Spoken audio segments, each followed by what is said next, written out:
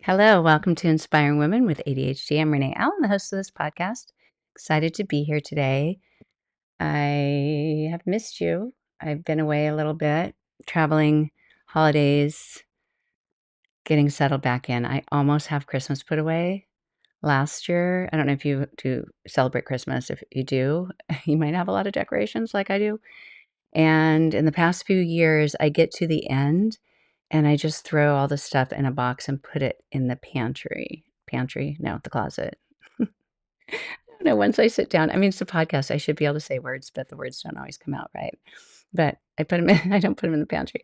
But these are the things like tissue paper that I think I shouldn't throw that away. I should fold it and keep it for next year, even though really to replace it would cost what, $5 or $10? How many hours does it take me to do this? And then ribbon that I keep and roll up, and I don't know what else. But I've put away probably 6, 8 big plastic boxes of decorations meticulously, at least in my mind, that are put away with a newer method that will help me find things next year, getting rid of things that are broken or I don't need anymore or whatever. And then I end up with this pile of stuff that's, I don't know, as big as a couch. And I'm not going to shove it all in a box this year. So last night, my granddaughter came over. Well, my brother and his wife and their kids. And it's my granddaughter's birthday. She's 7. And I refused, at least in my mind, to put it all in a box and put it in the closet. So it was just off to the side of the room where people hopefully didn't trip on it. And I actually folded a little bit of the tissue paper and wound up some of the ribbon after she opened up presents and stuff. But I'm almost done with that. And what is it? January 13th. Happy January 13th.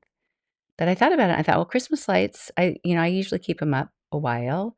They're still out on our fence. Somebody turned them off on our balcony upstairs, but I thought that's good for them to be on when my granddaughter comes on. It's like celebrating her birthday. I always have to have like some little reason that I turned them off for tonight. They're just still on the fence, but they're off because I was the only neighbor with them still on. Maybe it made people happy, or maybe it annoyed them because they couldn't see the stars. I don't know. But if you're empathetic like I am, do you think of all the things that other people might think? Are they happy? Are they sad? Does it matter? Ah, but Happy New Year to you. I'm here. I get scared for some reason when I haven't been here to record in a while. I get scared. Like, I think, I don't know if I can do this anymore. It feels intimidating, but now it feels fine. So I'm glad to be here and I'm going to get myself to record as much as I can, even ahead of time, not for the goal of batch recording and this will fill some great purpose to have them when I'm traveling or something. That would be the logical thing to do, but for me, I'm so much more comfortable here when it hasn't been a long time, when it just feels normal, when I think, "What are you worried about? You just do this all the time." Because I know I wanna do it, and here I am. But enough about that. So, overwhelm. Let's talk about overwhelm. I've talked about overwhelm before, but I think there's just much to cover when it comes to ADHD. And sometimes we think of being overwhelmed as that paralysis of just, I'm so overwhelmed, I can't even start something. Like I need to do this, but it overwhelms me to do it. Like the podcast, I'm overwhelmed or whatever reason, I'm scared, whatever it is. So I don't do it. But you can even have overwhelm while you're doing something and it can stress you out, or you can hear about doing something, just the idea of something can overwhelm you. There are a lot of sources, at least for me, that can create overwhelm. And I like to, and I'd like to help you do this too. I like to notice what's happening in my body. What do I feel inside? Not just what am I thinking about, although I think that's fascinating too to notice what you're thinking about, but what is going on in my body when I feel overwhelmed? Is there a source? Is it a form of anxiety? It might be. I don't know. I'm not gonna get like dive into that at least right now. I might another time. But notice what happens because sometimes when you're overwhelmed, you might feel numb. You might just kind of feel like you're in some zone. And the overwhelm is the idea of doing something, so you're not really experiencing any stress or anxiety in your body because you're avoiding what is overwhelming you. You're not thinking about it. You're thinking, I'm gonna do this instead. It might not even be a conscious thought, but you're feeling overwhelmed by something and you think, well, I'll just check my emails, or I'll just order some groceries, or I'll go walk in my room and lay down, or whatever it is. You find something else to do, or you stay where you are, and that overwhelm stops you. And so that can be a form of paralysis because you're not doing the thing that maybe you wish you were doing or you need to be doing. It can cause you to shut down in some ways.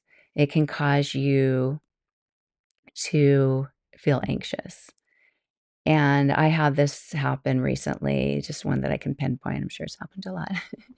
But I just visited my parents and my mom needed a lot of help. And my mom has a lot of ADHD symptoms. She hasn't looked into it. In fact, we should have done that while we were there. Maybe I'll do that on the phone. Like, let's go through all the ADHD symptoms, say how many you have, and see if you think you have it. I don't think she would go to the doctor for it at this point in her life, but she might be curious. And I think she's talked about it a little bit, but I don't try to say, hey, do you think you have ADHD too? It's highly hereditary. I probably got it from you. But I also see it from my grandma, which is my dad's mom. So, I could have gotten it on both sides. But back to her, that she was doing a lot of things. She was doing so many new things to care for my dad that it was completely overwhelming. Too much to think about, too much to keep track of, hardly any time to eat, rest, any of that. Have some self-care time. And I was there to help. And she would ask me to do things, and sometimes she would think of something else. And if you think of when you're working on something and somebody comes and says, I need you to do this, and your brain is finally focusing or it's in a zone, it's focused on doing something. And the idea of bringing in something else is hard for you to just wrap your head around because your brain has to function in a certain way to do that. That's executive function. And when you have ADHD, you have executive dysfunction. So switching tasks is part of the brain's process. Executive dysfunction causes some problem with doing that. Switching tasks isn't easy, especially if you've gotten into a zone that's relaxing with what you're doing. And it's not like I was thinking, I have to be relaxed the whole time I'm here. I need to be relaxed. Let me be relaxed. It wasn't that, but it's just hard for my brain to make that shift. So I would sometimes do it, but sometimes I would have an automatic rejection response like, oh, I don't think I can do that, or I can do that later. Or I'll do this, but not that. I can't do all 3, but do these 2. And I felt kinda bad because in fact, I told her later, which I think she didn't recognize it as much as I did, but I felt like I was saying no a lot because I've gotten to know my capacity and my abilities more, and yet of course, I didn't want her to have all the responsibilities. So I can do this, but not that, or I can do this, but later. And or ask me about that later or something like that, and I feel kind of bad because I was there to help, but at the same time, in one time in particular that I was just thinking of at the beginning of this little scenario that I'm sharing, is that she asked me to do one thing that had a lot of details to keep track of with medication, with measuring this out and that out, and making sure you do it all in a certain order, and I know it's hard for her too. Some of it has to be done 2 hours before or after eating. Some of it has to be done not with this medicine, and I know I struggle with that with myself. I looked into homeopathics for ADHD before I looked into medication. I don't know if you looked into homeopathics, but I saw that you had to take the medicine or the homeopathic, do they call it a medicine? I don't know how many times a day. I don't remember details like I said. So that's part of the problem with a detail-oriented task. But let's say I had to do it 4 times a day.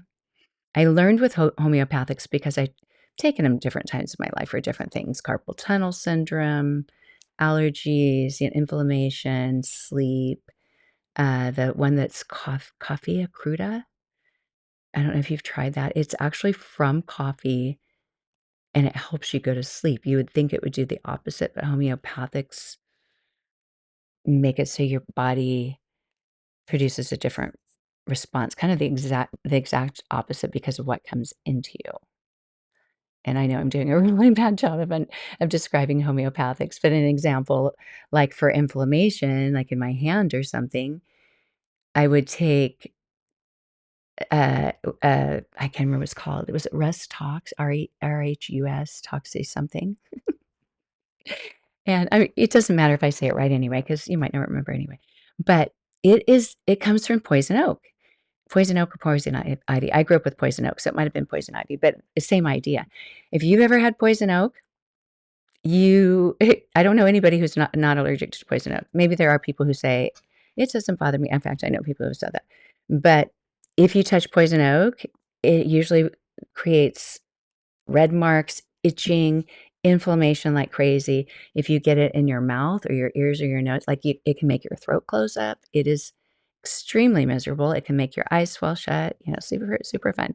If you grow up in the redwoods, you're around poison oak. If you grow up maybe in other woodsy areas or forests, you are around poison oak.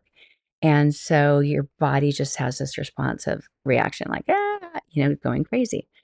And just back to the one friend when I was little who said, I'm not allergic to poison oak. She had just moved to our town. She hadn't lived in the redwoods before. We had a redwood tree in our backyard, and everyone had poison oak around. She took the poison oak leaves, kind of bragging around me and my brother, and we're like, everyone's allergic to poison oak. It's not like we knew. We were little. There was no internet. We had no way of knowing. But she took the leaves and rubbed them on her arms and on her face and on her neck. And her mother called my mom later and said, I'm not sure if I can let Kara come. And I'm saying this, it's not outing her because we haven't been in touch since we were little. I don't think she even knows who I am anymore. But she said, I can't let Kara come play in your yard anymore because she got really bad poison oak. She's in bad shape. And my mom said, "Oh, well, she actually did that to herself." So, because we all came home telling her or came in and telling my mom about it. But anyway, back to poison oak. So the homeopathic, when you take these little granules, the little tiny balls, and put them in your mouth, it makes your body fight against that tiny bit, I guess kinda like a vaccine does in a different way. But your body develops something to fight against that poison oak, and then that helps you reduce the inflammation somewhere else, which is pretty great, or helps with eczema or whatever it is. And then the same with the coffea cruda, is it makes you I don't know how it works, because if you drink coffee, it wakes you up, but anyway, it does the opposite, it makes you sleepy, and it worked. But I learned it was extremely difficult to manage because not only does it say, put it under your tongue and let it dissolve, and there's probably liquid homeopathics and stuff too. If you're a homeopathic person, you wanna reach out to me and, let me know your tips, you can. But it just sounds like a hassle because you're not supposed to have peppermint. There's different things that can make the homeopathic not work. So if you brush your teeth, if there's peppermint in your toothpaste, so you're gonna take this at night, then you have to wait a half hour to brush your teeth, or you have to take it this long before you go to sleep, or you have to so there's that, and then it's like, don't eat or drink anything, like, there's all these rules, and with the ADHD homeopathics, I don't know that they're, like, officially, but the ones that people say help, they're hard to manage because you're taking them multiple times a day, and you're having to manage your eating and stuff around it. So it is super hard to fit into your day if you're not a structured person.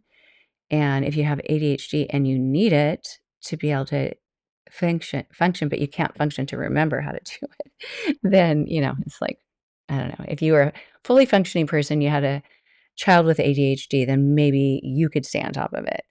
But it's hard to do. So I'm aware of that for myself. I'm aware that even when I take my asthma medicine twice a day, it might be nighttime and I think, "Did I take it? Did I take it tonight? I don't know." And then you look at the little counter and it's, like it's counting down from 100 puffs to whatever to 0, I guess to 0 to whatever. And I'll think, "Well, nighttime should always be the even number and odd should be the morning." But do I remember that the next morning? What did I say was morning odd or even? Clearly I should write these things down or take a Sharpie now that I'm thinking about it. I can make a moon and write a 2 and then what would the morning be, a sun on it? 'Cause Sharpies are your friends when you have ADHD. It gives you a message that you might not see otherwise, and then do the sun and then have a 1, and then I know morning is odd. Anyway, it's really easy for me to take medicine and I forgot I took it, or not know if I took it and forget. And it's also easy for me to think, "Okay, this is the first time you're taking it." I bought a little Vera Bradley medicine container thing at the outlet store, and here's a Monday, Tuesday, this have you taken it yet? That's good, but then what if I put it in my hand and I'm not paying attention and I drop one and then I can't find it, and then I'm drinking my water and I spill my water on myself, and, so there's a lot of things that can happen that are hard for me to do where medicine's concerned. So I'm thinking of my lifelong experience with this more in the past 10 years, really, while my mom's asking me this question because she's clearly overwhelmed with this task. It is difficult for her. And all the things she's telling me, I'm thinking, yes, those are totally executive dysfunction symptoms. She's saying there's so many details and so many things to keep track of, and it just makes me nervous. And then I get distracted and stuff. And I said, I know. And that's why I think it's important for you to keep doing it because you've been doing it. You are more experienced with it. The more you do it, the more your brain will get used to that symptom. And she said, "But it's hard." And I said, "I know." And she said, "But I made this."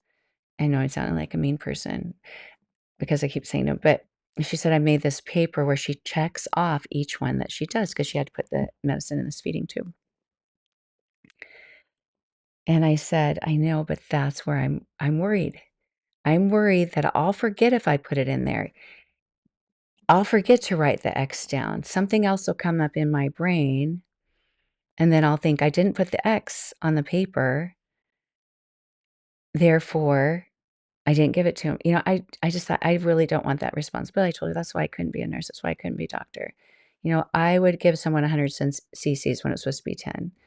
Or, I would not be able to keep track of it. My oldest son is a surgeon right now. He's in residency. He's a surgeon. I don't know how he can do that.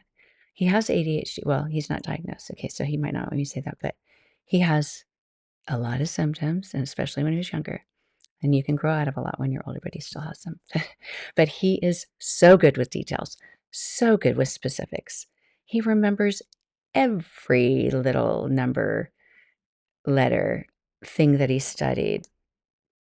Brilliant. I think he got some of my brain, some of my husband's. He's got the good parts of both in my ADHD. But it's important to recognize what happens when even an idea of something, if you know this is hard for me to do, I don't, not only do I not want to put myself in that situation, but that could be dangerous. And I don't want to put somebody else in danger. I don't want to agree to do something that's really not a good idea. So as my mom's telling me this, I could feel all this in my body just kind of welling up in my chest, into my neck, up to my ears. My heart was beating faster. I was getting overwhelmed at the idea. It wasn't stopping me from getting something done, but it was preventing me from doing something. Actually, the overwhelm wasn't preventing me. The overwhelm was a signal that I shouldn't do it. So sometimes overwhelm can be information for you. And you really have to weigh that out. Is it overwhelming because it's just new? It's just something you haven't done before. But yeah, it would be a really good idea to do it. Or is it overwhelmed because it's uncomfortable? You get a little nervous doing it, but you wanna do it. You wanna do it. You wanna try, I don't know, zip lining. You wanna try a new ride at an amusement park. You wanna do that, but you're scared. You feel this sense of, I'm not sure, I'm not sure. I'm overwhelmed. I don't know if I should do it. I don't know. I can't make a decision." Decisions are hard to do when you're overwhelmed with, like, like weighing out, sorry, I just hit the microphone, but just kind of weighing out the conflicting stuff that's going on in your mind. And so it's just fascinating to observe your body, observe the signals, and then become this analyzer or judge of what your reasons are. Is it because it's just new? Is it because you're not confident, but you can probably do it and you want to do it? Is it because it's dangerous for you to do it and you shouldn't do it? And maybe somebody else who would do a much better job, or they're more capable because of their body, their brains, and how they work, then let them do it. There are things that I wouldn't do with my body, rock climbing or something like that when I don't have an interest in it. But, that'd be dangerous. That'd be stupid for me. I'm not good at that at all. I'm clearly not interested. But if there are things that if you have the klutziness part or impulsive nature of ADHD or something, and I'm not the one to be carrying this very breakable thing across the room. You can know yourself and say no to things. Of course, we know we can say no to things, but it's not easy. I'm still feeling bad, and I even apologized to my mom, but I think she had so much to do that when one thing I said no to, she went to the next. And eventually there were some things that I pushed away at the beginning that I did, like PT exercises, physical therapy. That's another thing to process for our brains is here's a piece of paper with a few pictures, maybe 2 pictures of an exercise to do, and you look at it and you take in that information. And then here are a few sentences because they don't wanna give us too many sentences, too much information to tell you what to do. And then you have ADHD and you're thinking, "I'm gonna look at this sentence and I'm gonna maybe notice what 4 of the words are and try to gather some information."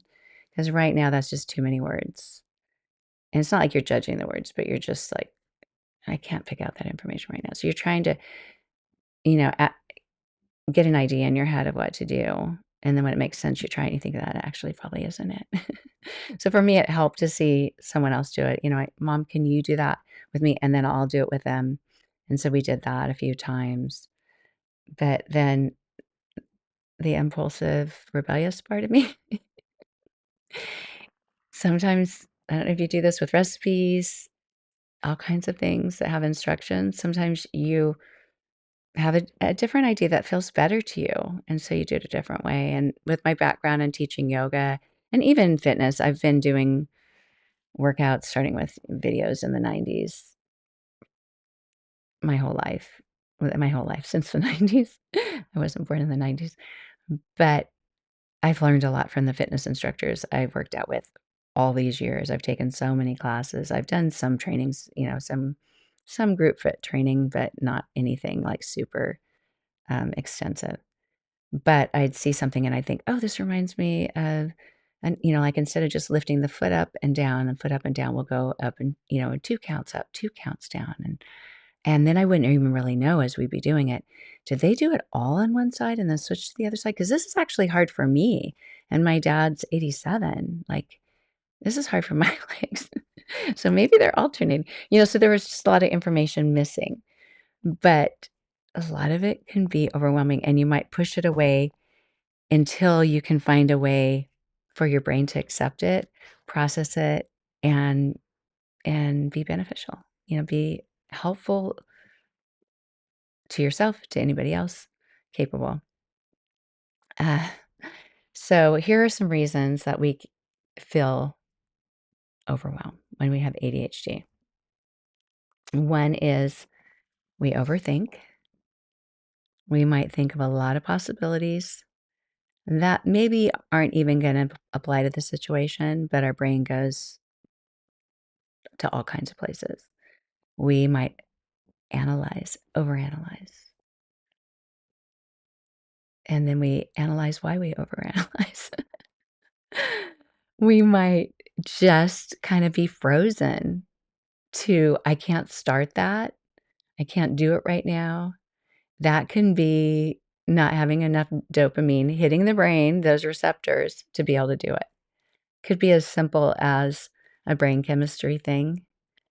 That's where ways of getting dopamine in your body, whether it's medication, whether it's caffeine. I don't know if caffeine technically gives you dopamine. Whether it's putting something in your ears, some music, a podcast, a TV show, whatever it is that just, to me, it turns my brain off, but I think technically it's a stimulant. It helps you start. Not being able to prioritize. You might want to start. You think, yeah, I need to do that. But then you see 4 more things that need to be done on the way to that. And just managing the tasks and prioritizing and telling yourself it's okay not to do the other things. Because the truth is, you're actually not going to do any of them if you don't do one of them. That is really easy to get into that loop of, I don't know where to start. I don't know what to do. I can't do this. I can't go fold the clothes. I can't go to the grocery store. I can't go visit a friend. I can't do those things because my Christmas decorations are still out, whatever it is. And so you have to say no to certain things. You just have to tell the other things on your list within your vision. You have to tell it, no, sorry, you can stay there. It's okay. I don't know if you might be fine with that. I have a really hard time taking things out of my brain that I'm aware needs to be done because I want to have it all done. I do. I'm a high achiever.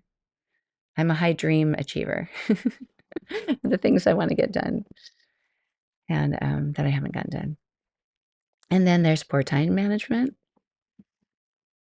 Do you ever say, I can't believe it's already 5 o'clock when it was just 3:30 and you thought 20 minutes had passed? I can't believe it's this time. Or, oh, I have 20 minutes before I have to leave. And all of a sudden you look at the clock and you're like, where did that time go? The time management. Or I'm just going to do this for a little bit, then I'll do that. And you just don't realize how much time it took or you spent on that. That's why, I know a lot of people recommend it, and I've done it, and I probably recommended it, setting a timer. Set a timer for 30 minutes and just work on something for 30 minutes. And because it really doesn't take that long. Sometimes I set the timer for 30 minutes like 4 or 5 times. It really took 2.5 hours, So it's, so even just the time blindness to gauging how long something takes, or just noticing if you're just so detailed or perfectionistic about something, or you just go slowly because some things are stressful to deal with. Some things are harder to do. I was planning to do probably 5 other things yesterday and spent 4.5 hours switching car insurance. That was not on my radar. I wasn't going to do it. I've thought about doing it before, but my daughter mentioned, I think I'm going to switch her insurance. Can you call the lady and let her know? Because her insurance was on her plan and she was paying me. And I said, well, wait, before you do that, maybe I'll look into it. 4.5 hours later. It took forever. I was very thorough. I made sure all the limits and things matched, and we have way too many cars. Not all of them work. But in Florida, you have to have them insured even if they're non-operative. Isn't that lame? Like if they're registered. In California, you don't have to. I don't know what it's like in your state or where you live. But in California, at least when we lived there up until 2022, if your car doesn't work, and my husband fixed old cars and things, and sometimes we have cars that don't work or we have cars that break down. We have a lot of old cars. Like I said, too many. And nothing that's keyless or, like a key fob. Nothing with Bluetooth. So, yeah, in California, if your car breaks and it's not going to work for 6 months, you can turn off your insurance, you can register it as non-operative, and you don't have to pay registration fees. I think it's like $10. Maybe it's 0. I don't remember. It saves you money for a while, and then once it works again, you can mail it in. I found out, thankfully for my insurance lady, that in Florida, my car that I used to drive for I don't know how many years broke about a year and a half ago. It's still out there. My husband fixes cars, but hasn't had success with that one. But I learned that when I asked my insurance lady if she could turn the insurance off to save the $80 a month or whatever it was, she said, "Yes, but if you don't turn in your registration, you don't turn in your tag," which we don't call them tags where I used to live. We called it a license plate. If you don't turn in your license plate, they see that you're, not insured, even if you're not driving the car, they will revoke your driver's license. And then you drive a different car, that's registered, that's insured. You can get pulled over and you have to pay, and this actually happened to a woman in one of my yoga classes. You have to pay something like $300, $500. I don't remember the numbers because I'm not good with numbers, with remembering them anyway. But yeah, so it's crazy. So anyway, yeah, I switched our insurance and it's saving a ton of money. Not so much I can go crazy in life, but I'm really happy about it. I could pay for another Disney membership, annual pass. But so that's that's that. But 4.5 hours, I was kind of bummed because I thought I had other plans today. I had the energy. I wanted to get other things done. I just sat down on my computer, but I went into this deep dive. I'm glad that I did. I made way more money doing that than I would have teaching a yoga class for sure. But it's frustrating. And the time blindness is real because I just thought really did that much time go by. Oh, yeah. You can even get paralyzed just from mood changes. I haven't had that happen with my ADHD, rapid mood or emotional changes, but that might be part of yours. This is according to a website called Attention Deficit Disorder Association, but technically that is a diagnosis anymore. ADD is not a diagnosis. It's ADHD attentive type or attentive, inattentive, inattentive type, inattentive presentation. There's different ways of saying it. But this, it's a lot of people call it ADD, but it's not really ADD. It's ADHD inattentive type. But ADHD paralysis is real. This is according to an article on how to overcome it. So I already mentioned it's hard to make decisions. A lot of these things you might think of without looking at a list, but I'm just doing that to be organized. But you can also just kind of get overwhelmed by hearing so much information or not being able to hear everything. People are talking to you, they're giving you information. Maybe they're not even asking you to do anything, but they might even be just telling you about the world's problems or their family's problems. It can be overwhelming.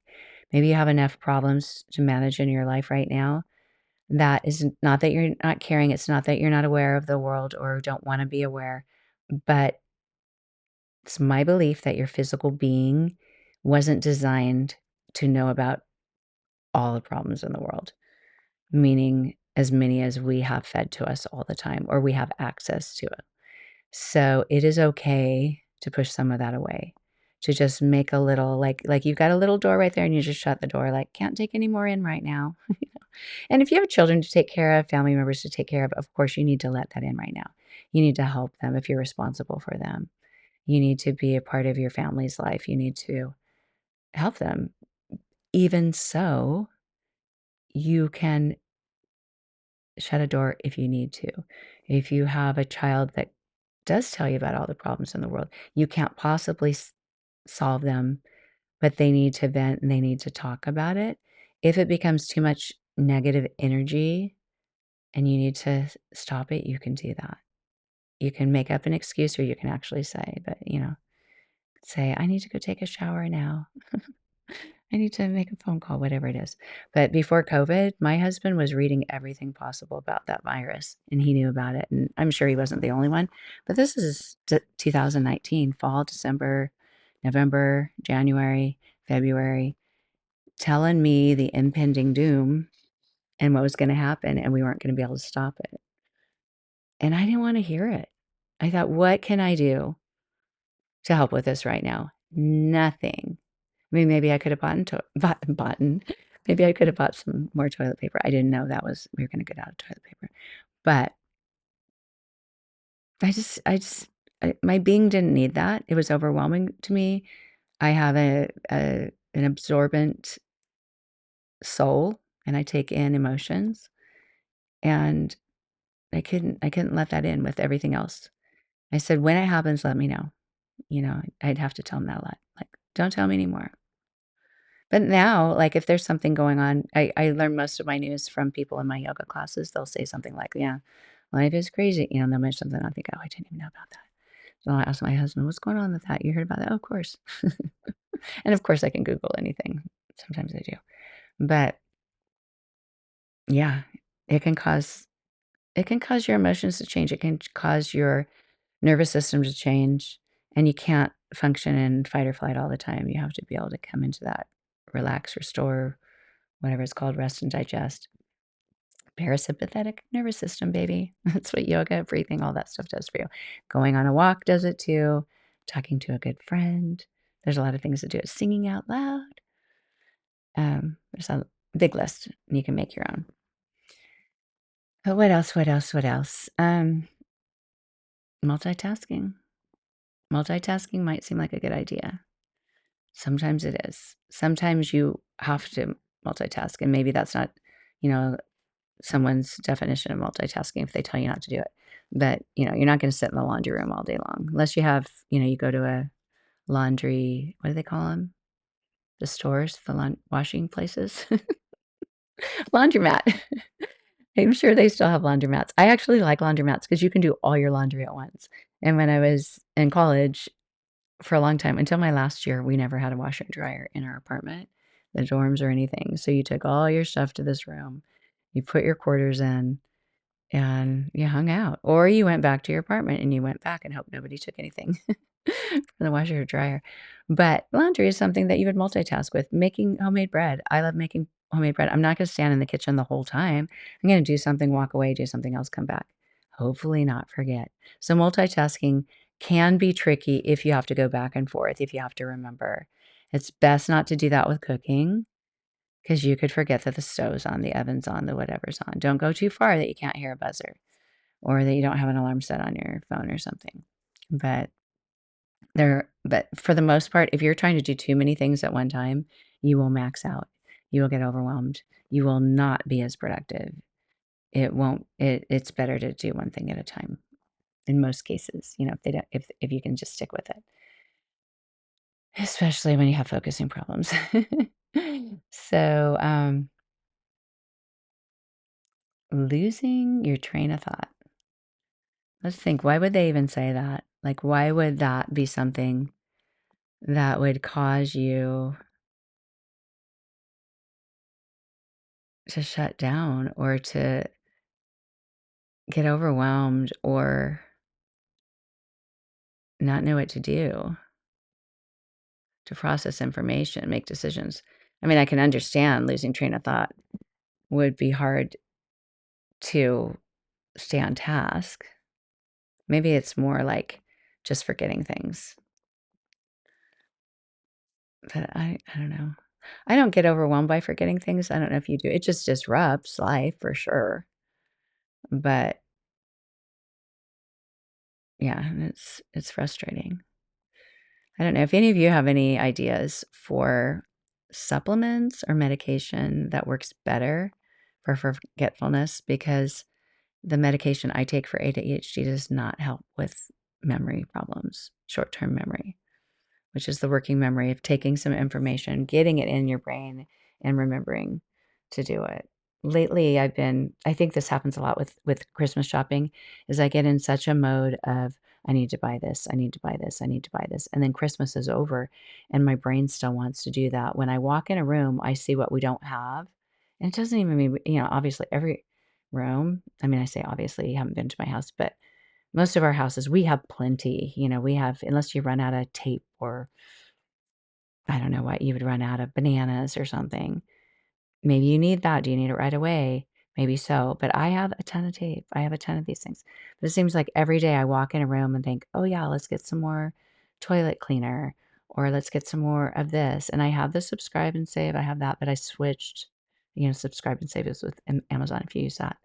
But I've switched some things to Amazon delivery because it's better price. No, Amazon delivery, Sam's Club delivery. But that's not an auto ship, so I have to think about it. Anyway, so many times the last 2 days, I've thought I walk out of the bathroom thinking, "Go order more of those chlorine taps," because in Florida, with the water here, you don't want black lines in your toilet. That's the only thing I found that's actually good, and maybe some people don't want the smell of chlorine in their house or actually in the air. Just not even just the smell, but actually is, that's toxic, but I kinda like it, so the older I get, I'm not worried about some of those things as much as maybe I should be, but yeah, the last 2 days until last night, I'd walk in and I think, "What was I gonna do?" I couldn't even get it to a Post-it note. I couldn't even write down, "Buy this," or put it by my computer if I wasn't gonna go on my computer yet. Or I'd open my computer and I'd know when I opened the computer, but by the time I got to like, saw Gmail, it's like, "Oh dear." Like, I forgot I was even gonna do that. So, yeah, losing your train of thought, just forgetting. I was thinking when I first read losing train of thought, more like I'm talking about something, and then you forget what you started talking about, because that can happen easily in conversations. But I don't know, that's overwhelming. That's just kind of normal part of life with ADHD. Brain fog, lack clarity. Brain fog can be different than just forgetting something. It can just be kind of spacing out. Like, why can I not even think clearly when I'm trying to think clearly? You're not even trying to focus. You're just trying to process a thought normally. And I know a lot of people get brain fog, especially as you get older. Women get brain fog with hormonal problems, with menopause, perimenopause, uh, all those things. So it can be a struggle. So, yeah.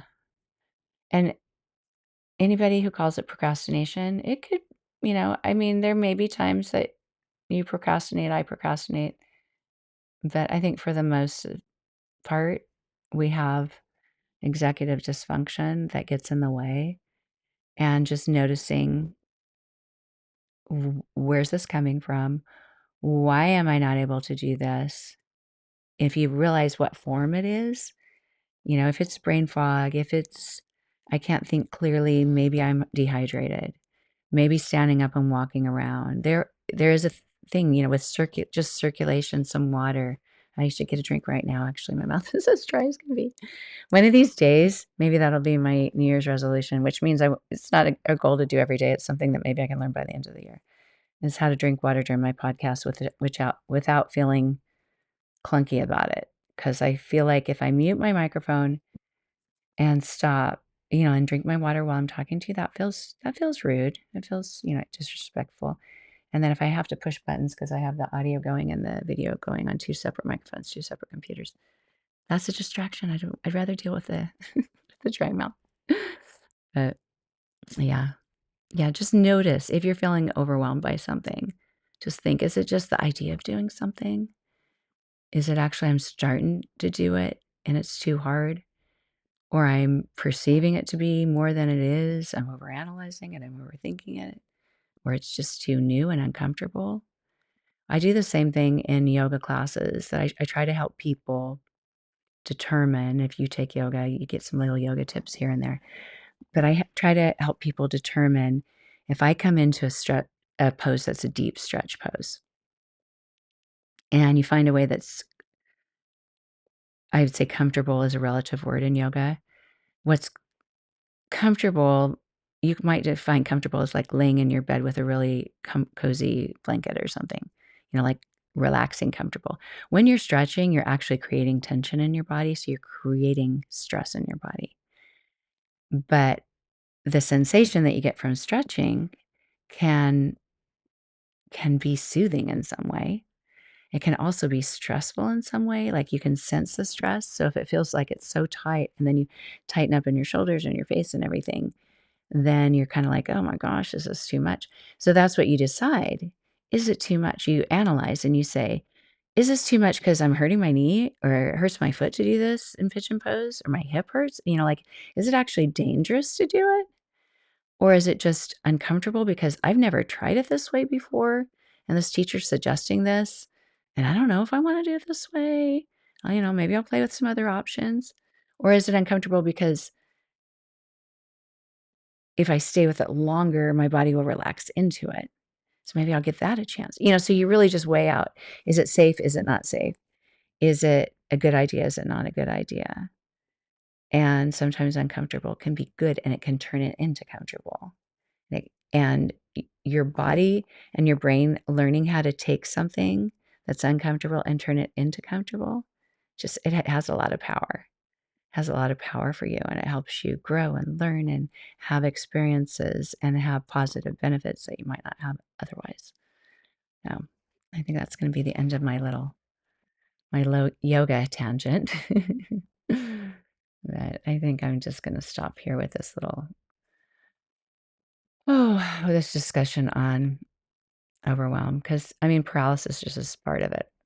It can create numbness. It can create not being able to do something. It can also create kind of getting wired and wound up, like, that kind of thing too.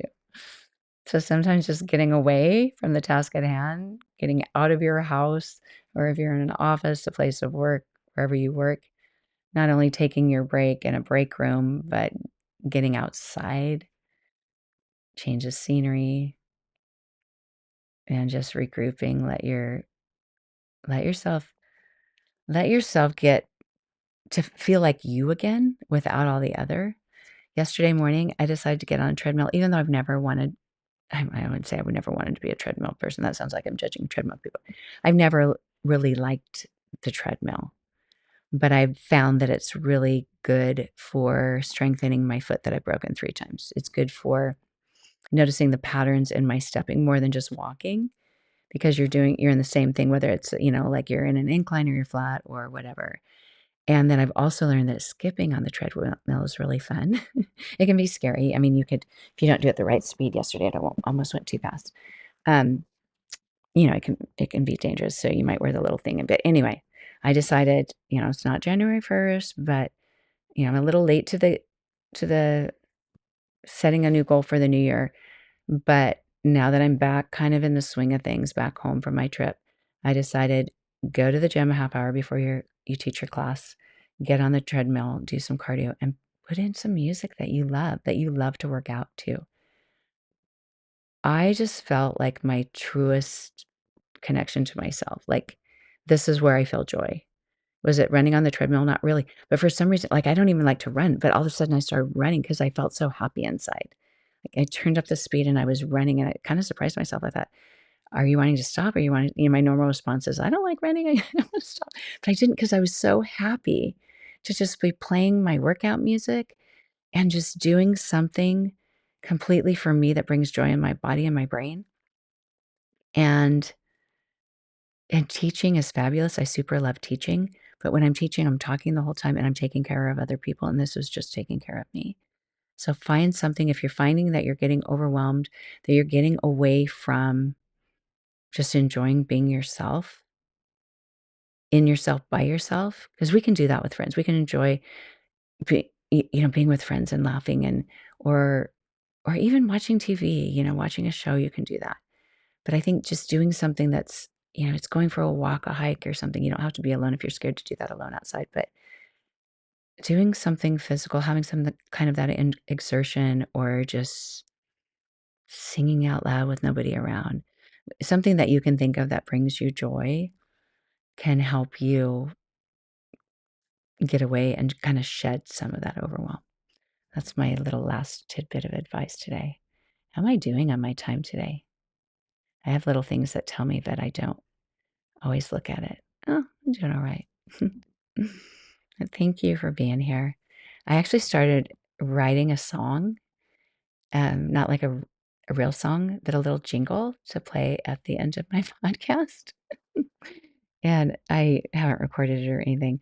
I'm not a big singer. I'm not a soloist singer, but I can sing any parts, and I love to harmonize. So I thought, since I have GarageBand and I record my audio on GarageBand, I'm gonna play with it. I'm gonna record 4 parts of this little song that it will be at the end of my podcast to remind you or ask you to rate my podcast, to share it with at least one friend. 2 friends would be better because if everyone shared it with 2 friends, how big would our community be? Rate, share, review, reach out. I would love to hear from you, all those things. And my other goal besides I don't even remember what the last one was. That's so bad. What was my goal I said I'd do by the end of the year? Oh, learn how to, drink water during my podcast. My other one is I already forgot it. See, I'm telling you, I need the memory medicine. I've been making green smoothies and stuff to help my brain, but, um, my goodness, I can't even remember my goal. Oh, is to be consistent with my newsletter. Is to write to you every week. And again, not starting January 1st, but I'm gonna start it today, along with this podcast. But thank you so much. If things aren't written down, if I don't have that Sharpie and a Post-it, it's a problem. But, we all have to find our methods. One of my friends asked me yesterday, and I know I'm the song that never ends here because I keep going, but one of my friends asked me yesterday if I had any tips for not losing her sunglasses because she has prescription sunglasses she has to use so she can read her things and stuff while she's driving. And then she also talked about losing her AirPods. And I said, "Do I have answers for you?" I was so excited. It was on Marco Polo. I don't know if you saw Marco Polo's video, but I walked her all around the house, showed her my glasses method, my multi-bag method, which I can show you too if you want. I can make a little video on YouTube. Maybe you have your own. I'd love to hear your ideas. But she had multiple bags too. She's like, "I have this gym bag and I have that gym bag." And I'm like, "Yep, I have one for hot yoga. I have one for my regular yoga classes, and I have one for my workouts. And then I have one for church. And then I have a small one that can go in each one, and then I have clips to each one." But it really works if you can afford it, if you can get multiple bags. So helpful because otherwise you forget to put things in the bags when it's time, if you have that forgetful problem. Best thing we can do for ourselves is set ourselves up with some method or system that we don't have to rely on our brains because we cannot always do it all. Thank you again for being here. I hope to have my song for the next podcast. I need to write that down really fast so I don't forget. But I will be back and rate, review, all those things that can help my podcast because I I mentioned in my last podcast episode that I signed up for this thing with my podcast publisher that gives me money for letting them suggest another podcast on my list of episodes. I think it goes down 2 or something. Maybe you've seen it. I don't know if I've seen it yet. Maybe I haven't looked yet. And anyway, I don't know if it's on all the apps or not. It said in December, I got a thing. I made 2 cents, 2 pennies, $0.02. So, that's kind of funny. And maybe I didn't sign up for it till the end of December, but still, I don't think I'll ever earn money on that.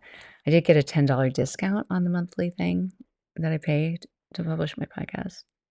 So that saves some money, but 2 cents. So if my podcast grows, maybe I'll get more than 2 cents back without adding commercials. So thanks for being here. I will be back. And let me know if you have any suggestions for podcast episodes. I do want to start having more people on with me. I would love to have other women with ADHD that would like to share with me one of their struggles and we could talk it through together and come up with some solutions. Talk to you later. Bye.